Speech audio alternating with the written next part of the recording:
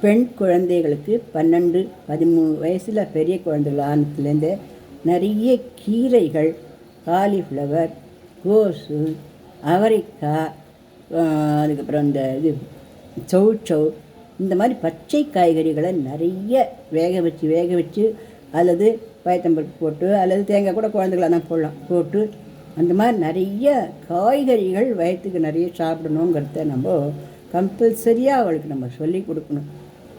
எனக்கு பிடிக்காது, சாப்பிட மாட்டேன்னு சொன்னால் கூட இது வேணுமா அப்படின்னு வெறும் காய்கறிகளாக பண்ணி ஒரு கப்பில் போட்டு ஸ்பூனை போட்டு கொடுத்தா கூட அப்படி கூட சாப்பிட வைக்கலாம்.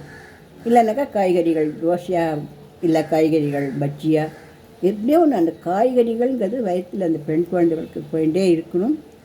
ஃபேட்டு கீட்டு கஃப்பு அதெல்லாம் மாதத்துக்கு ஒரு தரம் சாப்பிடலாம். அந்த மாதிரி அந்த குழந்தைகளாக இருக்குச்சே நம்ம பழக்கிட்டோன்னா 30, 40, 50 வயசு வரும்போது நோய் நொடி இல்லாத நல்ல ஆரோக்கியமான குழந்தைகளாக இருப்பாள்.